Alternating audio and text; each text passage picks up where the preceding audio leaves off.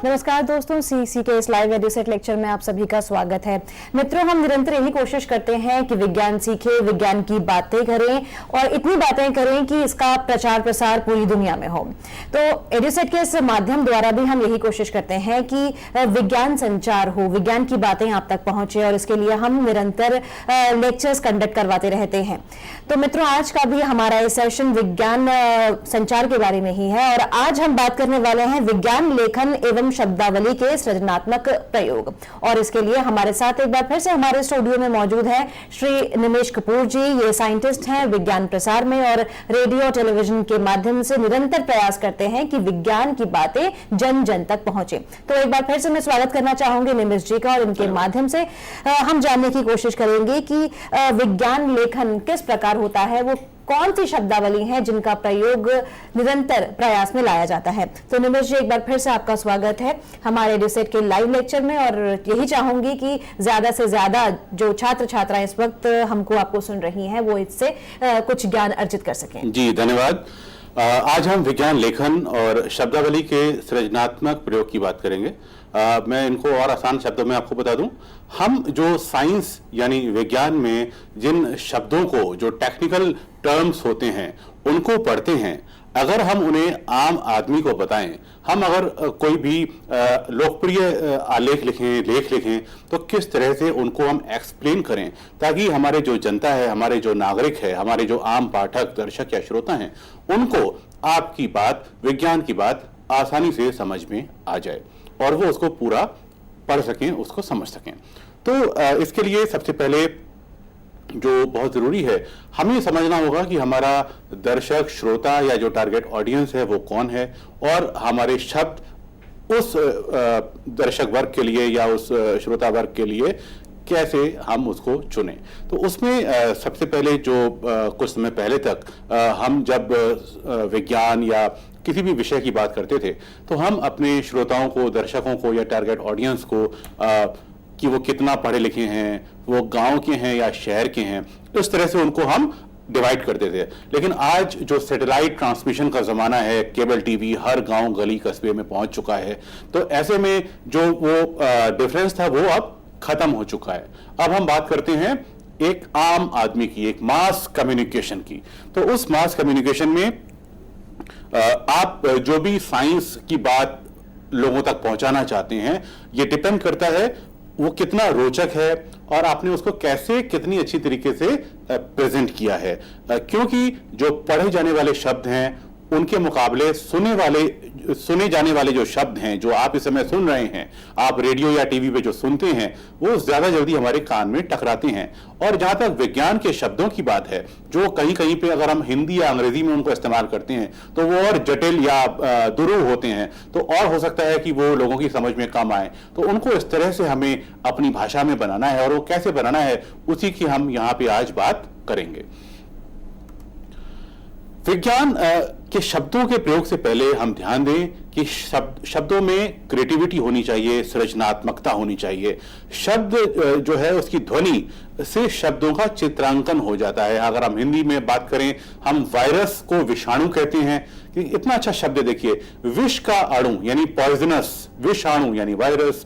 हम जीन की बात करते हैं, जैसे हिंदी में वंशाणु कहते हैं, यानी वंश को चलाने वाले अणु वंशाणु। तो कितने खूबसूरत शब्द हैं जो अपने आप में एक रेखा चित्र खींच देते हैं, एक चित्र हमारे सामने, हमारे पटल पर ला देते हैं और इन शब्दों को सुनते ही हम समझ जाते हैं कि हम क्या बात कर रहे हैं। तो हमारे शब्द जो हैं वो आसान हो, सरल हो, सुबोध हो और हमारे वाक्यों में आसानी से वो हम उनको ढाल सकें, उनको हम लिख सकें और शब्द सुनकर उसके पर्यायवाची, उसका मीनिंग, उसका एक्सप्लेनेशन उनको मिल जाए।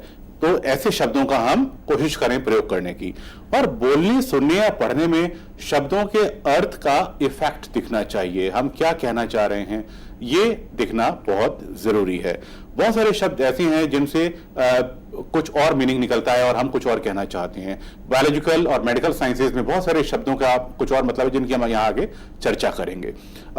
शब्दावली आप क्योंकि हमारी जो आम बोलचाल की भाषा है, कोशिश हो कि हम अपने साइंस और टेक्नोलॉजी को जब आम आदमी में कम्युनिकेट करते हैं तो हम आम बोलचाल की भाषा का इस्तेमाल करें। हम साइंटिफिक जार्गन्स और वैज्ञानिक शब्दों का भी इस्तेमाल अवश्य करें, लेकिन उनको समझाएं ताकि हमारा जो आम आदमी है, हमारा जो रीडर है, पढ़ने वाला, देखने वाला या सुनने वाला, उसको उन शब्दों को अपनाने में दिक्कत ना हो। अब आइए हम कुछ शब्दों का जायजा लेते हैं, कुछ शब्दों को देखते हैं। जैसे एक शब्द है बेस मेटल, जिसे कहते हैं अपधातु, जो हम अक्सर केमिस्ट्री में पढ़ते हैं। और एलोट्रोप एक शब्द है जिसे हम कहते हैं अपरूप, यानी कार्बन का अपरूप है हीरा। अब यहां पे अप लगने से ये उसको गिरावट दर्शाता है कि वो नीचे के स्तर पे आ गया है, वो बेस मेटल है, यानी उसका जो मेटल का जो क्वालिटी है वो कम है। लेकिन यहीं पे अपरूप हमने लगा दिया, हीरा जो है कार्बन का अपरूप है, तो लेकिन हीरा जो है बहुत ऊंची क्वालिटी का है। कोयला अपनी जगह है लेकिन हीरा लेकिन हीरा जो है वो कार्बन का ही एलोट्रोप यानी अपरूप है। तो हिंदी में देखें यहाँ पे दिक्कत हो रही है, कहीं ऐसा ना हो कि लोग समझ जाएं जब ये आपने अप इसमें जोड़ दिया कि इसकी क्वालिटी कम हो गई है। लेकिन बेस मेटल के केस में क्वालिटी कम हो जाती है और हीरे के केस में क्वालिटी कम नहीं हो रही, लेकिन फिर भी वहां पे हमने अप लगाया है। तो ऐसे शब्दों को बहुत हम आसानी से और बहुत सावधानी से लोगों को समझाएं कि हम क्या कहना चाह रहे हैं। अब हिंदी में कुछ ऐसे भी शब्द हैं जो वंशाणु और जीवाणु आपको बताया, उसी तरह से बहुत सारे शब्द हैं जो बहुत खूबसूरत हैं। जैसे अंग्रेजी में उनको समझना बहुत मुश्किल है। ऑर्निथोलॉजी, जिसको हम हिंदी में पक्षी विज्ञान कहते हैं, बड़ा स्पष्ट है कि ये पक्षियों की बात हो रही है।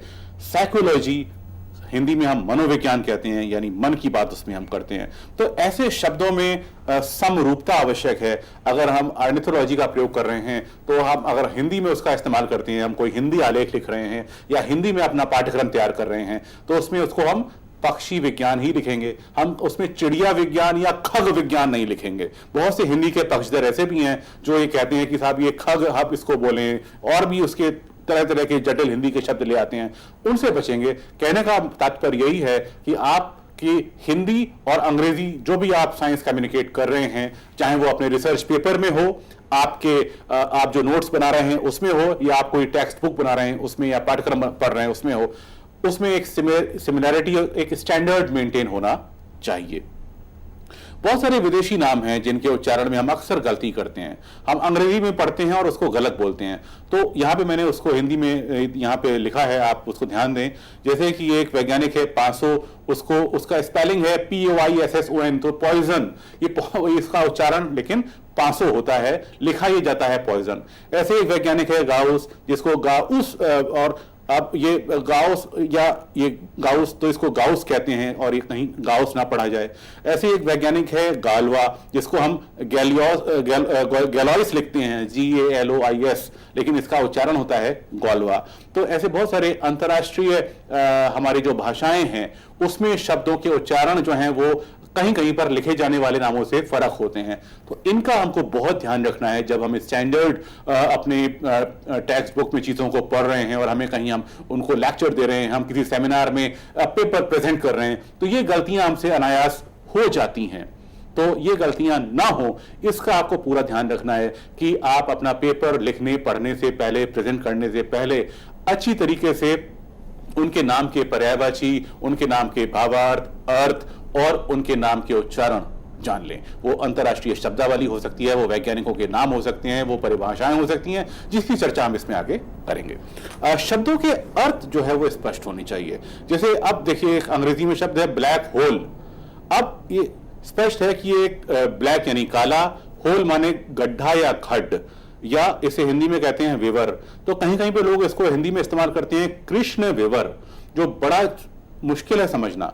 अगर हम इसको कह देंगे काला गड्ढा या काला खड्ड, तो वो भी उतना एक स्टैंडर्ड उसमें शायद मेंटेन ना हो पाए, क्योंकि ये ब्लैक होल बहुत बड़ा हो सकता है। एक ऐसा इसका जो डेफिनेशन के तौर पे एक ऐसा क्षेत्र जहां पर कोई किसी तरह का प्रकाश या किसी तरह की वायु, किसी तरह का कोई चीज नहीं होती, एक इस तरह के जगह को हम ब्लैक होल कहते हैं। तो उसको समझाने के लिए हम अगर उसको अंतर्राष्ट्रीय नाम ब्लैक होल ही इस्तेमाल करेंगे तो वो बेटर होगा। इसी तरह से अपर्चर लॉस यानी द्वारक हानि, एंटीलोप बारहसिंगा या काला हिरन या कृष्ण मृग।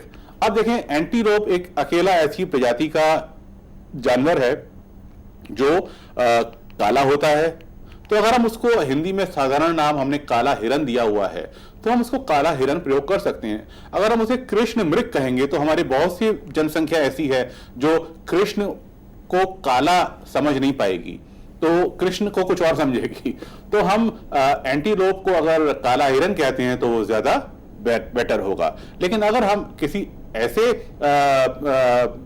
साहित्य की रचना कर रहे हैं जिसमें ये मैंडेटरी है, जिसमें आवश्यक है कि हम हिंदी शब्दों के जो उसके संस्कृतनिष्ठ शब्द हैं उसी का प्रयोग करें, तो वहां पे हम कृष्ण मृग को ले आए। लेकिन अगर हम आम आदमी की बात करते हैं, हम अपनी साइंस को कम्युनिकेट करना चाहते हैं अपने आम आदमी में, तो हमें वहां पे उन शब्दों का ध्यान रखना है कि हम उनकी भाषा सम्मत शब्दों का इस्तेमाल करें जो गलत नहीं होगा। व्हाइट डॉर्फ ये तारे कहलाते हैं, जो इसको हम व्हाइट डॉर्फ ही कहें, क्योंकि इसमें व्हाइट डॉर्फ की अगर हम हिंदी बनाएंगे तो वो सफेद बौना हो जाएगा। तो इसमें सफेद बौना कहने का कोई तात्पर्य नहीं है, क्योंकि व्हाइट डॉर्फ जो है एक उनको अंतर्राष्ट्रीय नाम दिया गया है, जो उसको हम अंतर्राष्ट्रीय नाम को छेड़छाड़ ना करें। क्रेटर ये बड़ा दिलचस्प उदाहरण है। क्रेटर जो है उसकी हिंदी बनती है गड्ढा या खड्ड। अब एक क्रेटर ये होते हैं चंद्रमा पर या किसी और ग्रह पर भी हो सकते हैं। तो ये क्रेटर क्या हैं? ये कभी चंद्रमा के इतिहास में वहां कभी ज्वालामुखी रहे होंगे या किसी और ग्रह से टकराया होगा चंद्रमा, इत्यादि इत्यादि बातें हो सकती हैं। तो उस दौरान इतने विशाल काय गड्ढे बन गए हैं जिनका आकार या क्षेत्रफल पूरे दिल्ली महानगर या बंबई महानगर से भी अधिक हो सकता है, या उससे भी बड़े हो सकते हैं, या छोटे भी हो सकते हैं। तो अगर हम गड्ढा या खड्ड कहेंगे तो वो क्षेत्रफल हम शायद ना इंडिकेट कर पाए। तो बेटर है कि हम इस चीज को समझाएं और उस क्रेटर के शब्दावली को क्रेटर ही रहने दें। उसका हम हिंदी में नामकरण करने की हमको आवश्यकता नहीं है, क्योंकि वो कंफ्यूजन पैदा करेगी लोगों में। शायद आपकी बात प्रॉपर तरीके से वो समझ में ना आ पाए। कुछ ऐसे जटिल शब्द हैं जो अगला हम बात करेंगे, जो अपने आप में एक परिभाषा होती है, यानी पारिभाषिक शब्दावली। खास तौर पे हम अपने एमएससी पाठ्यक्रम में, अपने पराय स्नातक, स्नातक और आगे के कक्षाओं में बहुत सारे ऐसे शब्द पढ़ते हैं। तो उसी में से एक मैंने शब्द लिया है रेन शेडो। अब रेन शेडो आप इसकी अगर हिंदी बनाएंगे तो हिंदी बनती है वृष्टि छाया। आप वृष्टि छाया भी इस्तेमाल कर सकते हैं, रेन शेडो भी, लेकिन आम आदमी के समझ में यह आने वाला नहीं है, क्योंकि अपने आप में पूरी परिभाषा इस शब्दों में छुपी हुई है। अब प्रचलित शब्द हैं अतिवृष्टि, अनावृष्टि, यानी कम बारिश हुई, बहुत ज्यादा नुकसान हो गया, ज्यादा बारिश हो गई। तो अतिवृष्टि, अनावृष्टि तो एक प्रचलित शब्द हैं, लेकिन ये रेन शेडो क्या बला है, ये वृष्टि छाया क्या चीज है, इसको आपको समझाना पड़ेगा। अब वो कैसे? आप देखिए इस चित्र में जैसे दिखाया गया है कि एक पहाड़ के एक तरफ जब बादल टकराते हैं पहाड़ से और वहां पे बारिश करते हैं, तो वहां पे बारिश होती है और दूसरी छोर पे जो सूखी हवा होती है और वहां पे जो क्षेत्र बनता है वो रीजन कहलाता है, वो क्षेत्र कहलाता है rain shadow. Evaporation from compressing and warming. यहां पे जो एक हम कहें जो वहां का जलवायु है, वहां का पानी है, उसमें कंप्रेशन होता है, वो गर्माहट होती है, वहां पे भाप ज्यादा बनती है उस एरिया में, और ये एक वहां पे सूखी हवा आ जाती है। और ये जो प्रक्रिया है अक्सर उन इलाकों में होती है जो ऐसे भी बहुत से हमारे पर्वतीय क्षेत्र हैं जो समुद्र के आसपास होते हैं, ऐसे भी या कुछ दूरी पर होते हैं, उन क्षेत्रों में ज्यादा बादल बनते हैं और वो ज्यादा पहाड़ से टकराकर बारिश करते हैं। तो एक छोर पे बारिश और पहाड़ के दूसरे छोर पे जो कंडीशन बनती है, जो evaporation from compressing and warming through dry air, वो कंडीशन कहलाती है रेन शेडो। तो आपने देखा कि एक पूरी की पूरी परिभाषा आपको यहां पे अपने ऑडियंस को बतानी पड़ेगी। अगर आप किसी सेमिनार में जा रहे हैं, कॉन्फ्रेंस में प्रेजेंट कर रहे हैं तो, या किसी अखबार के लिए या किसी पॉपुलर साइंस माध्यम के लिए कोई चीज लिख रहे हैं तो यहां पे बहुत आपको अपने साइंस को संभल के कम्युनिकेशन करने की जरूरत है। जो हमारे साइंटिफिक टर्म्स हैं, साइंटिफिक टर्मिनोलॉजी है, ये भी आपको अपने वैज्ञानिक आलेख में शामिल करनी चाहिए, क्योंकि अगर आप साइंस की बात कर रहे हैं, टेक्नोलॉजी की बात कर रहे हैं और आप उसको इतना सरलीकरण कर देंगे तो फिर वो साइंस शायद ना बच पाए, तो एक आम आर्टिकल बन जाएगा। तो ऐसा होने से आप परहेज करें, ऐसा होने से बचें। और उसके लिए आपको करना क्या है, अगर आप अंग्रेजी में, आप हिंदी में लिख रहे हैं, जो आप यहाँ हिंदी शब्दावली की आज यहाँ बात कर रहे हैं, तो उसमें भी बहुत सारे हिंदी के शब्द हैं जिनको एक चुनौती है आम आदमी को समझाना। अंग्रेजी प्रचलित होती है, आप अंग्रेजी में पढ़ाई करते हैं, लेकिन अगर हम आम आदमी में साइंस कम्युनिकेट करने की बात करते हैं तो, और हम अगर हिंदी में लिख रहे हैं तो हिंदी में समझाना उसको एक चुनौती है जिसका सामना हमें आपको करना है। और उसके लेकिन शब्दकोशों का सहारा लेना है, ये भी हम आपको आगे बताएंगे। जो हमारे सरकार ने बहुत से शब्दकोश बनाए हैं, हमारे विभागों ने, लेकिन यहाँ पे आप देखें जर्म प्लाज्म, जो जनित द्रव्य, बड़ा क्लियर है, जो जन्म से संबंध रखता है वो जनित द्रव्य कहलाता है, जिसका जन्म से संबंध है। क्वारंटाइन, संगरोध, फाइटोसिनेटरी, रोग मुक्त पौधा, तो एक्टिव कलेक्शन, सक्रिय संग्रह, एक्स सीटू बहिर्स्थाने, जो इन विट्रो, अक्सर हम नाम सुनते हैं इन विट्रो का, अंतः पात्रे या परख नली में हम टेस्ट ट्यूब बेबी का नाम सुनते हैं, टेस्ट ट्यूब में टिश्यू कल्चर किया जाता है। तो यानी इन विट्रो यानी एक बर्तन के, एक पात्र के अंदर इन विट्रो। तो इस तरह से हमारे जो शब्द हैं अंग्रेजी में, उनकी हिंदी भी बनाई गई है, जिस पर काम किया है हमारे council of scientific and technical terminology, मानव संसाधन विकास मंत्रालय, भारत सरकार। तो CSTT कहलाता है ये, इसकी वेबसाइट है। और सरकार के प्रयास से शब्द कोश बनाए गए हैं, जो विज्ञान के शब्द कोश हैं A to Z 2 खंडों में, वो आप देखें, पढ़ें, बहुत से पुस्तकालयों में उपलब्ध हैं, आप वहां से ले सकते हैं। तो आपको हिंदी की शब्दावली का बेहतर ज्ञान होगा और आप अपने बात को हमारे जो नागरिक हैं उनको आसानी से कम्युनिकेट कर पाएंगे, समझा पाएंगे। इसके बाद हम बात करेंगे कुछ, अब थोड़ा हंस भी लेते हैं, क्योंकि साइंस में हम अक्सर सीरियस हो जाते हैं बातें करते करते, लेकिन यहाँ पे कुछ गलतियां जो हम करते हैं, वो गलतियां क्या हैं, क्योंकि गलतियों से भी हमें सबक लेना है। तो आइए जरा हंस लेते हैं। उस हंसने में हम ये देखें कि हम बहुत सारे ऐसे उदाहरण होते हैं जो हम अर्थ का अनर्थ कर देते हैं। जैसे साल्ट टॉक्स रिज्यूम, एक वार्ताएं हुई थी जिसे साल्ट टॉक्स कहा गया कुछ देशों के बीच, तो उसको हम साल्ट टॉक्स ही रहने दें, उसको हम नमक वार्ताएं ना बनाएं। इसी तरह से एक फिल्म कंपनी है, उसका नाम है 20th सेंचुरी फॉक्स। अब ये अक्सर फिल्मों में आता है, आप देखते हैं हॉलीवुड की फिल्मों में 20th सेंचुरी फॉक्स प्रेजेंट्स, तो वो 20वीं सदी की लोमड़ी आप उसको ना बनाएं। ऐसे ही आप youth against Femina was a success, युवा विरुद्ध अकाल सफल, ये युवा के विरुद्ध अकाल नहीं, इसका नाम है यूथ अगेंस्ट फेमिनिज्म, तो आप उसको ऐसे ही चलने दें। ब्लाइंड लॉज ऑफ नेचर, हम अक्सर जब नेचर की बात करते हैं, विज्ञान की बात करते हैं, तो उसको कहीं पे अपनी परिस्थितियों के अनुसार ब्लाइंड लॉज भी हम कहते हैं। तो उसको अंधे कानून कहना शायद हमें वो कानून और कचहरी में ले जाएगा कि हम कानून को अंधा बना दें, ऐसा नहीं है। तो ये कहीं और उसका हम इस्तेमाल करते हैं अपने वैज्ञानिक साहित्य की भाषा में या कहीं और साहित्य की भाषा में, तो उसको हम हिंदी उसकी ऐसी ना बनाएं।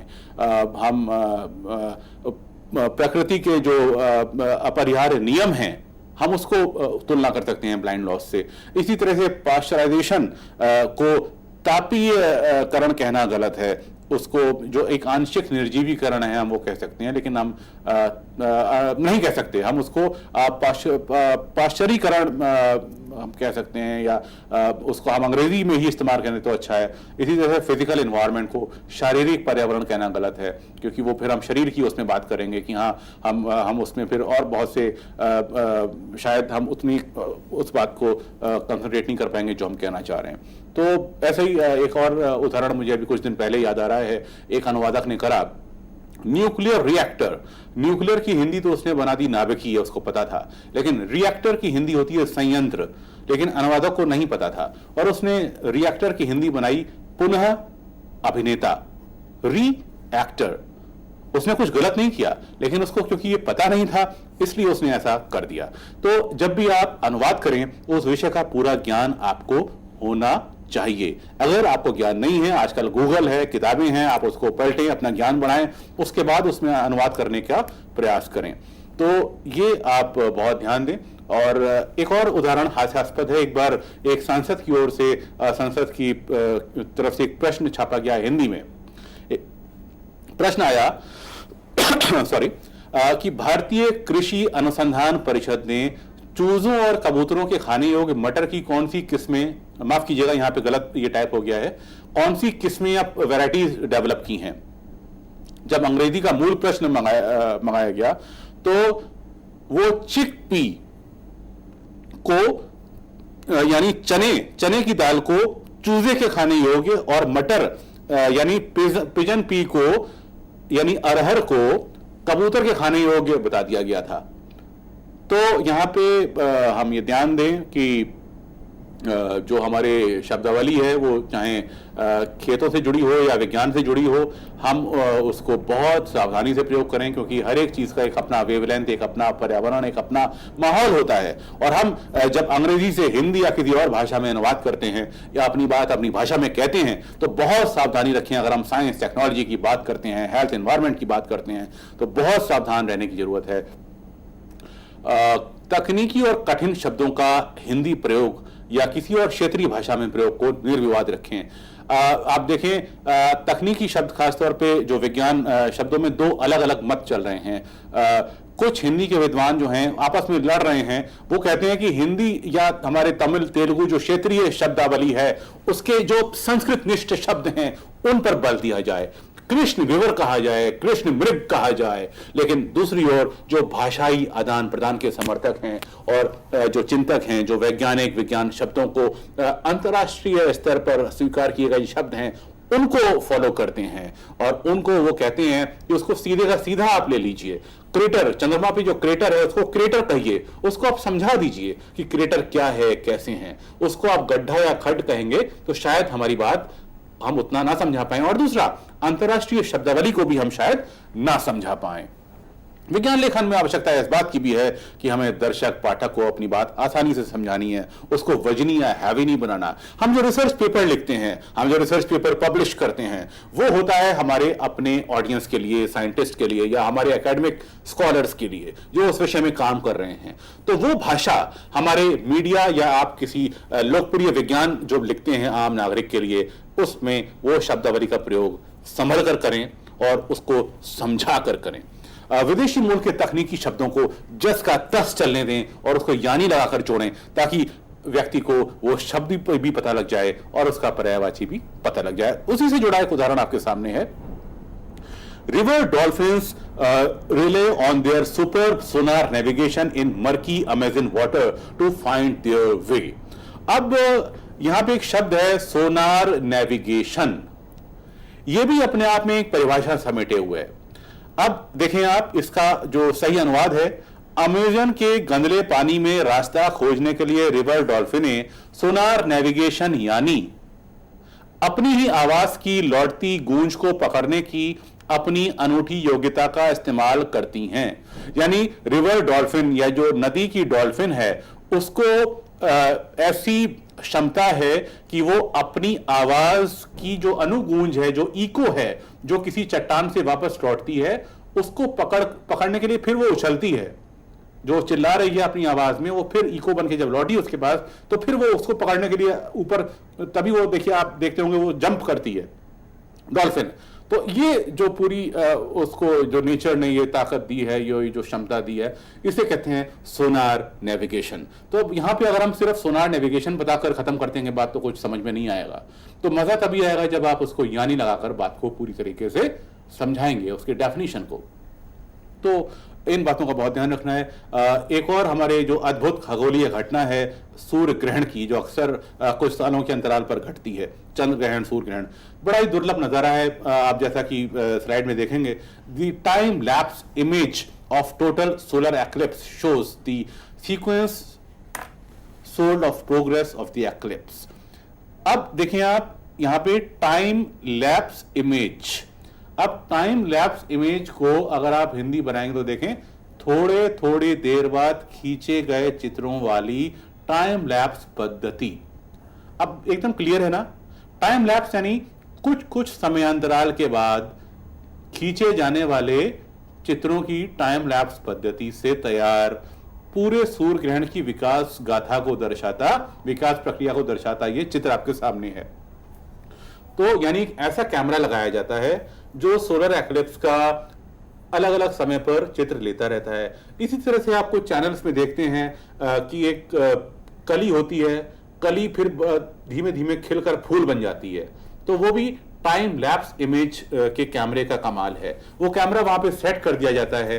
इसी तरह से कैमरा सूरज के सामने सेट कर दिया जाता है जब सूर्य ग्रहण होता है, और वो कुछ कुछ समय पर उसके चित्र स्टिल फोटोग्राफ लेता रहता है, और उन स्टिल फोटोग्राफ को आपस में जोड़कर एक ये आभास दिलाया जाता है कि ये टाइम लैप्स पद्धति से खींचे गए चित्र हैं, थोड़े थोड़े समय अंतराल पर खींचे गए चित्र हैं, जिससे कि एक पूरी प्रक्रिया आपको नजर आती है।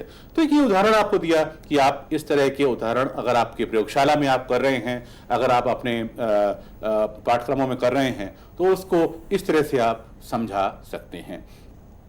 बहुत सारे विदेशी शब्द हैं जो हिंदी शब्दावली में जस के तस आ चुके हैं।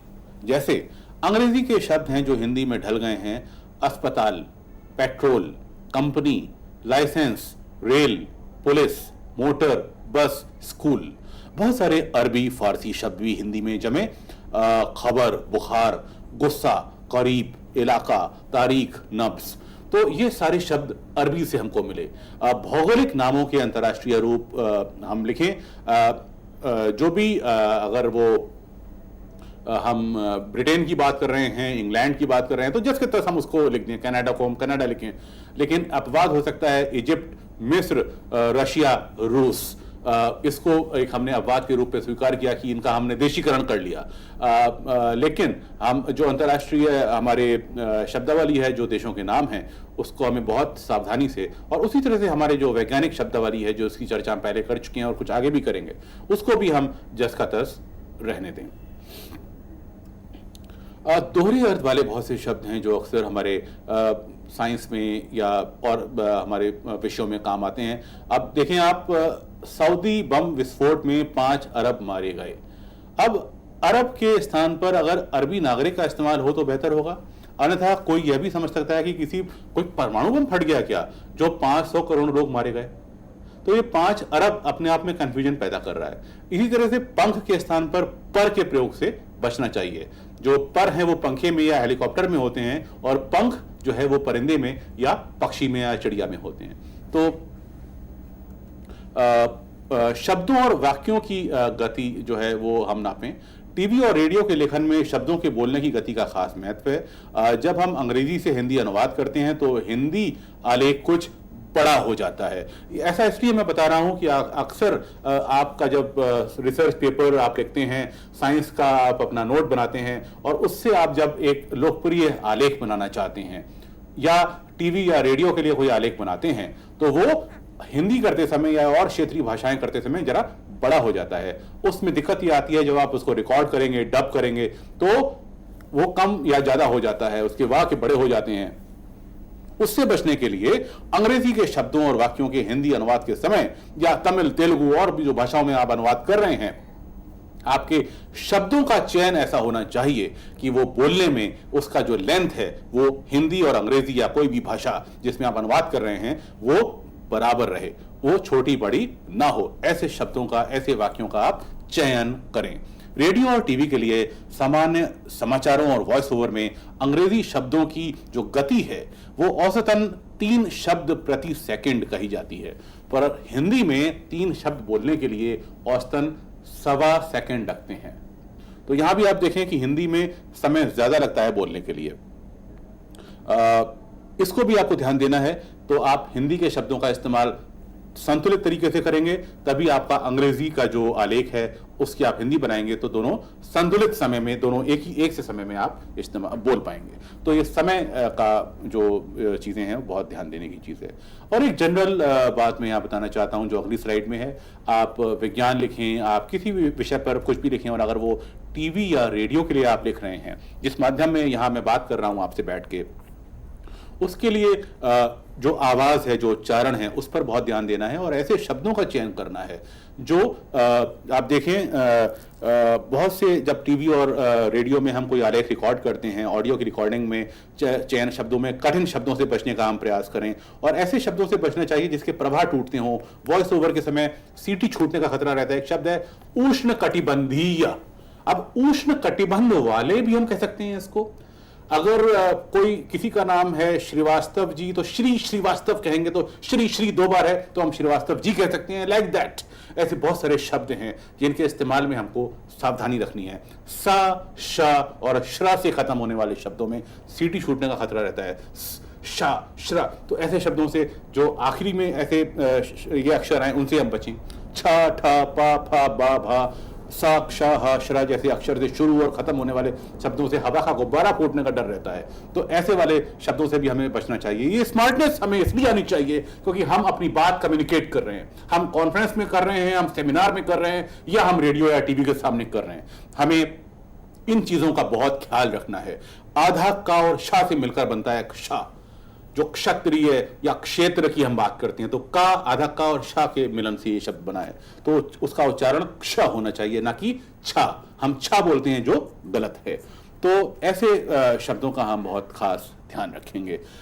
एक और मजे की बात आपको बता दें, अगली स्लाइड में आप जो देखेंगे, विज्ञान की परिभाषाओं को सरलता से समझाते हुए बड़े रोचक तरीके से उसको पेश करना है। उदाहरण के देकर अपनी बात समझाएं।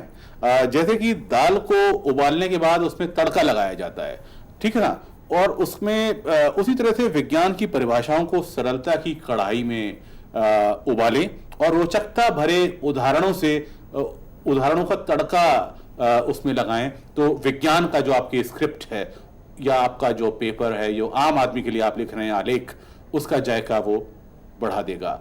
आंकड़ों से बचने की जरूरत है। आप जो रिसर्च पेपर लिखते हैं उसमें आप आंकड़े खूब दीजिए।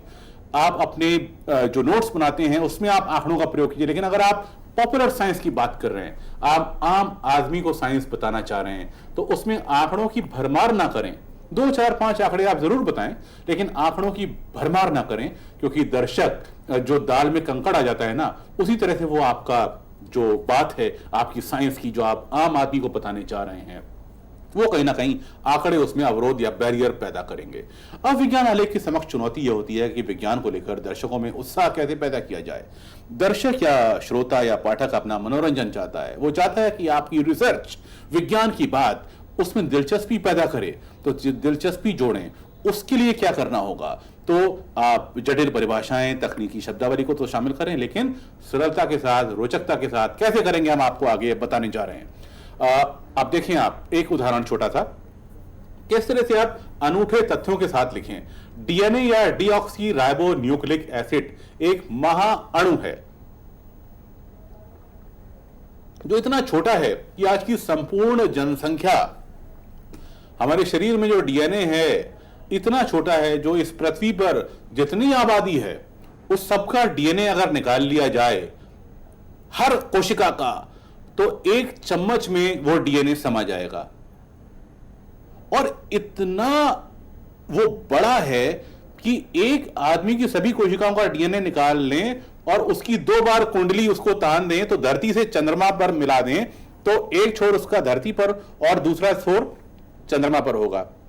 और आप और भी देखें एक और मजेदार बात, चंद्रमा पर धरती तक डीएनए की डोर 13 बार लपेटी जा सकती है। इस तरह अगर आप उसको डोरी बनाएं डीएनए की, तो इस तरह के कुछ ऐसे उदाहरण हैं जो आपके पास जो साइंटिफिक डाटा है, साइंटिफिक आंकड़े हैं, आपके पास जो उनके मेजरमेंट हैं, उनसे आप इस तरह की चीजें आप लोगों को दे सकते हैं, उनको समझाने में, उनकी दिलचस्पी बढ़ाने में। लेखन से पूर्व आप जब अपने साइंस टेक्नोलॉजी का रिसर्च पेपर लिखते हैं और आपको अपनी रिसर्च फाइंडिंग्स आम आदमी को समझानी है, तो लोकप्रिय लेखन से पहले विषय विशेषज्ञ यानी जो एक्सपर्ट है उससे आप डिटेल में बात करिए। उससे जो भी आपका गुरु है, जो आपका रिसर्च गाइड है, कि कोई चीज ऐसी ना रह जाए कि हम अपने लोगों को बताने से भूल जाएं। और आलेख लिखने से पहले जो हमारे रिसर्च हैं, नेशनल और इंटरनेशनल लेवल पे जो भी काम हुआ है, हमारे अलावा जो लोगों ने किया है, उसमें क्या डेवलपमेंट हुआ है, यह भी आपको पता होना चाहिए। और रिसर्च आपका जो आप कर रहे हैं, आप अपना कोई प्रोजेक्ट बना रहे हैं आपके परास्नातक कक्षाओं में, वो प्रामाणिक उसमें सोर्सेज से जानकारी हो, उस विषय पर सभी रिसर्च आपके साथ में हो, डेवलपमेंटल वर्क की चीजें हों, ताकि आप एक स्ट्रक्चर बना सकें, एक लेआउट बना सकें कि हाँ, मुझे आम आदमी के लिए ये चीजें अपने आलेख में देनी है। तो ये बहुत आवश्यक है। आप देखें, आप अगर हम टिश्यू कल्चर की बात करते हैं, यानी इसको हिंदी में कहते हैं ऊतक संवर्धन।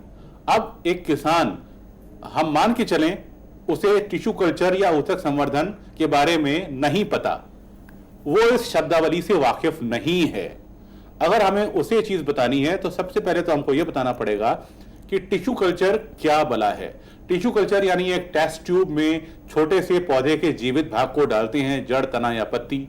उसमें बहुत सारे रसायन, बहुत सारा मीडियम, माध्यम घोल डाला जाता है, जो मिश्रण होता है पोषक तत्वों का। उसको एक ऑपरेशन थिएटर की तरह कमरे में रखते हैं, जहां पे उस छोटे से ग्रोथ, छोटे से भाग से कई सारे उभार निकलते हैं और कई सारे पौधे निकलते हैं। यानी एक परख नली में, एक छोटे से कांच के फ्लास्क में कम से कम 150-200 उभार, यानी 150-200 पौधों बनने की शुरुआत हो जाती है।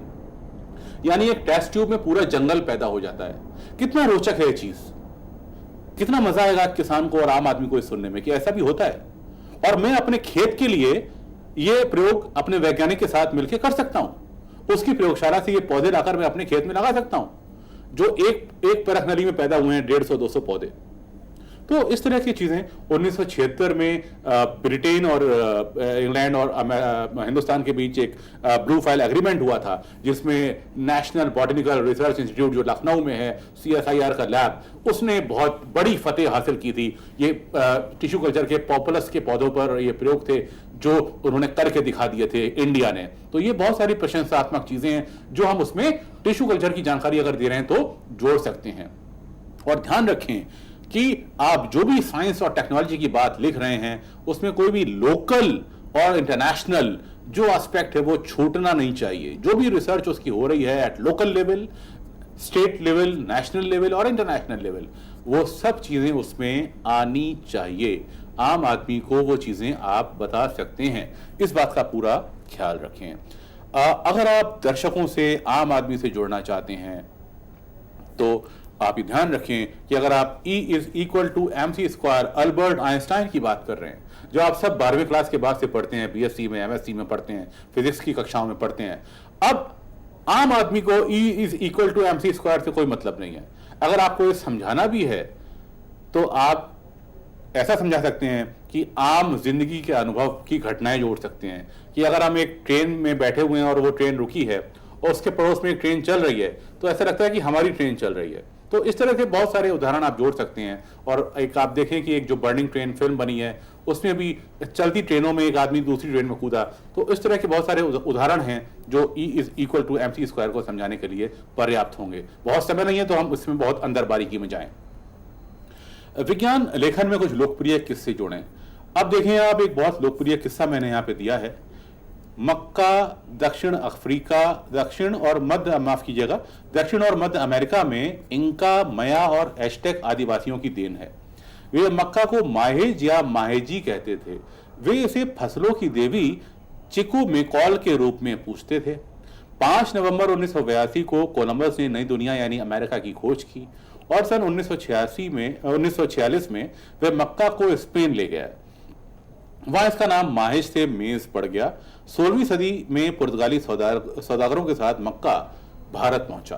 तो आप देखें कि कितना लंबा इतिहास 4 लाइनों में समेट दिया और आम आदमी को यह पता लग गया कि मक्का जो है वो दक्षिण और मध्य अमेरिका में सबसे पहले पैदा हुआ था और इन आदिवासी जातियों ने इसको पैदा किया था, ढूंढा था, तलाशा था। और ये किस तरह से कोलंबस ने इसको अमेरिका से उसको स्पेन ले गए और जहां से वो पुर्तगाली सौदागरों के जरिए हिंदुस्तान में 16वीं शताब्दी में आया। तो अब मुझे बताएं कि इस दिलचस्प तथ्य को जानकर किसे मजा नहीं आएगा। तो अगर आप कोई मक्का पर अपना अनुसंधान कर रहे हैं, कोई शोध कर रहे हैं, तो अवश्य आप ये ऐतिहासिक जानकारी भी अपने श्रोताओं को दें और ये ध्यान रखें कि विज्ञान हमेशा अपने साथ इतिहास को लेकर चलता है। इतिहास में भी बहुत सारा विज्ञान छुपा हुआ है और हर विज्ञान का एक इतिहास है। तो शब्दों के बीच दीवार खड़ी न करें, शब्दों के बीच खड़ी की गई दीवारों को तोड़ें और शब्दों को आपस में मिलाना सीखें और एक दूसरे विषयों से अपने ज्ञान को और आगे बढ़ाएं और विज्ञान के इतिहास को भी अपने आलेख में साथ में लेकर चलें। एक और लोकप्रिय किस्सा आपके सामने है। आलू, जो हम बहुत दिलचस्पी से खाते हैं। आलू वैसे तो दक्षिण अमेरिका की एंडीज पहाड़ियों का रहने वाला है और दुनिया में इसकी पहुंच की कहानी भी बड़ी रोचक है। पेरू पर स्पेनी कब्जे के बाद सेनापति फ्रांसिस्को पिजारो का एक पादरी सन 1534 में आलू को स्पेन ले गया। तो जब आलू सन 1565 में सर जॉन हॉकिंस आयरलैंड ले गए, जहां से स्कॉटलैंड, जर्मनी, फ्रांस पहुंचा। पेरू में शकरकंद को बटाटा कहते थे, अतः आलू को पटाटा कहा गया और बाद में अंग्रेजी में ये पोटैटो बन गया।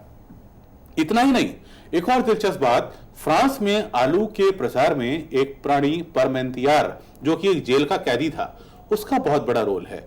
उसे जेल में, फ्रांस में कैदियों को जेल में आलू खाने को दिया जाता था क्योंकि आलू को वहां पे अच्छा नहीं माना जाता था। अब लेकिन जो सम्राट वहां के फ्रेडरिक थे, उसको जेल से छोड़ने की शर्त पर फ्रांस में आलू के प्रसार की तरकीब बताई, क्योंकि वहां के जो राजा थे फ्रांस के, वो आलू को पॉपुलर करना चाहते थे। आलू सब लोग खाएं, वो ये चाहते थे। तो उस परमेंतियार ने कहा कि अगर आप मुझे छोड़ देंगे तो मैं आलू को लोकप्रिय बनाने की तरकीब आपको बता दूंगा। इस प्रकार राजा ने अपनी पोशाक में, परमेंतियार ने के कहने पर राजा ने अपनी पोशाक में और महारानी ने अपने जोड़े में आलू के फूल सजाए। महल के बगीचे में आलू की खेती की गई, फसल तैयार हुई तो उस पर कड़ा पहरा बैठा दिया गया और राजा को पहरेदार राजा ने हटा भी दिए और लोग रात में आए और आलू चुरा कर ले गए कि आलू बहुत कीमती फसल है, और अपने अपने खेतों में बोने लगे। और 1744 तक जो फसल आलू की फ्रांस में पॉपुलर नहीं हो पा रही थी, वो पूरे फ्रांस में फैल गई। तो ये है ना मजेदार तथ्य। अगर आप आलू पर रिसर्च कर रहे हैं, एग्रीकल्चर की हमारी बहुत सारी सब्जियों पर रिसर्च कर रहे हैं, जो थाली में हम खाना खाते हैं, जो दाल, जो धनिया, जो रोटी, जो सब्जी, जो अचार, ये हर चीज अलग अलग देशों से हिंदुस्तान की थाली में सजी है।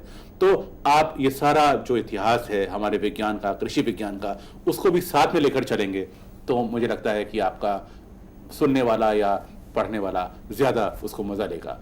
और आपको बता दें कि भारत में आलू पहली बार, जो अगली स्लाइड मैं आपको दिखा रहा हूं, जहांगीर के शासनकाल में अजमेर में सर टॉमस रो के सम्मान में दी गई दावत में परोसा गया था। तो आप सोचें कि जहांगीर का शासनकाल, अब से कुछ ही समय पहले जो दिल्ली की गद्दी पर बैठे थे, उनके शासनकाल में पहली बार आलू हिंदुस्तान में आया।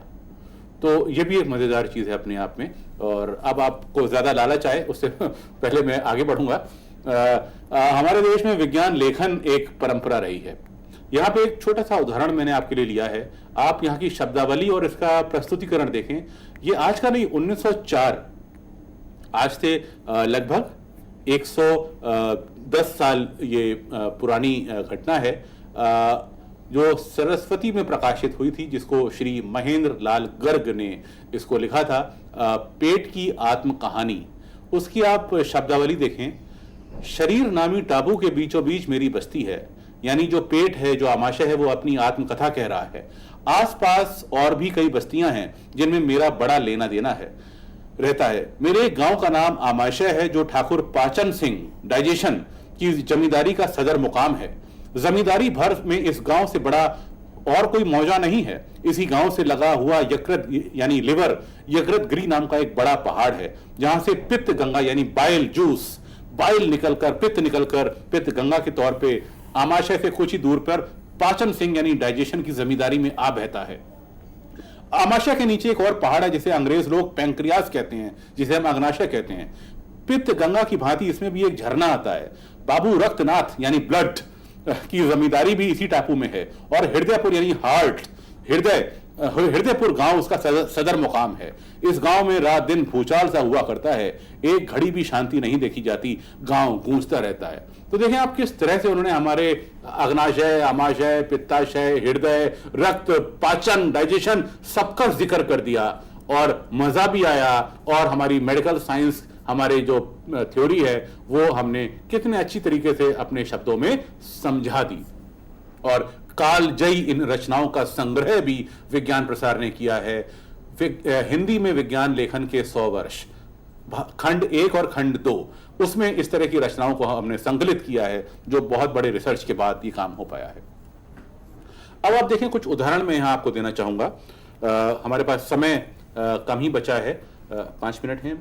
जी बिल्कुल, समय हमारे पास कम बचा है, अगर आप कम शब्दों में हमें बता पाए। बहुत जल्दी से आपको कुछ चीजें बताऊंगा कि जीवन का बसेरा नम भूमि, यहाँ पे मैंने कुछ उदाहरण दिए हैं जो बहुत थोड़े थोड़े सेकंड में। अब देखें, आप ये स्लाइड दिखाएं कि आप नम भूमि पर अगर आप कोई रिसर्च कर रहे हैं, वेट लैंड जिसे हम अंग्रेजी में कहते हैं, नम भूमि के खत्म होने से पर्यावरणीय और पारिस्थितिकी की समस्याएं उत्पन्न हो रही हैं, जिसका सीधा असर मानव आबादी के सामाजिक आर्थिक लाभ में हो रहा है। नम भूमि के नाश से गंभीर परिणाम जैसे बाढ़ में बढ़ोतरी, प्रजातियों में कमी और पानी की गुणवत्ता में कमी। यानी अगर आप वेटलैंड पे रिसर्च कर रहे हैं तो आम आदमी को वेटलैंड के नुकसान से क्या खामियाजा भुगतना पड़ता है वो आप बता सकते हैं। अगर आप मैंग्रोव की बात कर रहे हैं, जो समुद्र में जो मैंग्रोव के पौधे पाए जाते हैं, जो हमारे समुद्र के तट रक्षक कहे जाते हैं, जो सुनामी को आने से रोकते हैं। मैंग्रोव में राइजोफोरा की प्रजाति के पेड़ पाए जाते हैं, जिनकी जड़ें गहराई में जमा होती हैं, और जब लंबी सुनामी आती है, समुद्री लहरें आती हैं, तो ये उसको रोक लेते हैं। तो इस तरह से ये मैंग्रोव, तट रक्षक मैंग्रोव कहलाते हैं। और ग्लोबल वार्मिंग की हम बात करती हैं, हम ग्लेशियर्स की बात करती हैं, वैश्विक तापमान में हम वृद्धि की बात करती हैं, जिसमें ध्रुवीय भालू का अस्तित्व खतरे में है। तो इस तरह की बातें अगर आप रिसर्च कर रहे हैं तो आप ध्रुवीय भालू की भी बात करें, हम हमारे ग्लेशियर्स क्यों खतरे में, हम उसकी भी बात करें, न केवल ग्लोबल वार्मिंग पर हम रिसर्च करें। अगर हम ज़ूलॉजी से जुड़े हुए हैं तो आप देखें कि हमारे आजकल शहरों में बंदर गायब हो गए हैं। आप ये बंदर हमसे सवाल करते हैं कि हम आखिर जाएं तो कहाँ जाएं, हमें हमारा बसेरा कहाँ मिलेगा। तो ये अगर आप अपने लेखन में इनकी पीड़ा को, अगर आप ज़ूलॉजिस्ट हैं, अगर आप ज़ूलॉजी पढ़ते हैं, तो ये आपके सामने चुनौती है, ये आपके सामने, ये आपका काम है कि आप उनकी तकलीफ को समझाएं। बंदर आपसे कहने नहीं आएगा कि आप मुझे बचाओ, तो ये आपका काम है। अगर आप रिसर्च स्कॉलर हैं, अगर आप गौरैया को जानते हैं, आप देखेंगे कि गौरैया अब शहरों से गायब हो गई है। बेंगलोर में कुछ समय पहले एक खबर छपी थी अखबार में कि बेंगलोर में एक इलाके में, बाजार में गौरैया देखी गई, गौरैया का चिड़िया देखा गया, अब ये खबर बन गई है। तो ये कहीं विलुप्त ना हो जाए। हम नदियों में अपने मूर्ति विसर्जन करते हैं, बहुत बड़ा चुनौती है। अगर आप जल पर शोध कर रहे हैं, आप केमिकल्स पर, टॉक्सिसिटी पर शोध कर रहे हैं, तो आपको इन विषयों पर लिखना चाहिए। अगर आप यमुना की बात करते हैं, यमुना के पोल्यूशन में, जैव रासायनिक ऑक्सीजन मांग, जो बायोकेमिकल ऑक्सीजन डिमांड है, वो जो है खतरे में है। जो उसके जो जीव जंतु हैं यमुना में रहने वाले, वो भारी धातुओं से परेशान हो गए हैं। और ये आखिरी स्लाइड उपयोगी शब्दकोश हैं, जो मैं बता चुका हूं 2 खंडों में। वैज्ञानिक तकनीकी शब्दावली आयोग, नई Delhi, chambers English Hindi dictionary, अंग्रेजी हिंदी कोश, कामिल बुल्के का, और ऑक्सफोर्ड हिंदी इंग्लिश डिक्शनरी इत्यादि। ये सारे शब्दकोश आपकी सहायता करेंगे शब्दावलियों को समझने में। धन्यवाद। इसी के साथ बहुत बहुत धन्यवाद निमिष जी, आपने इतनी सारी जानकारी हमें दी, और मैं उम्मीद करती हूँ तमाम छात्र छात्राएं जिन्होंने इस वक्त इस लेक्चर को सुना होगा और आगे भी YouTube के माध्यम से हमें सुनेंगे, तो वो जान पाएंगे किस तरीके से, अगर वो विज्ञान में रुचि रखते हैं, साथ ही साथ अगर वो पत्रकारिता में आगे जाना चाहते हैं या विज्ञान संचार में आगे जाना चाहते हैं, किसी भी प्रकार का संचार करना चाहते हैं, अगर इन बातों को ध्यान में रखते हैं तो निश्चित ही रूप से वो सफल होंगे। हमारे साथ जुड़ने के लिए और हमें इस अहम जानकारी से रूबरू कराने के लिए आपको बहुत बहुत शुक्रिया। Thank you.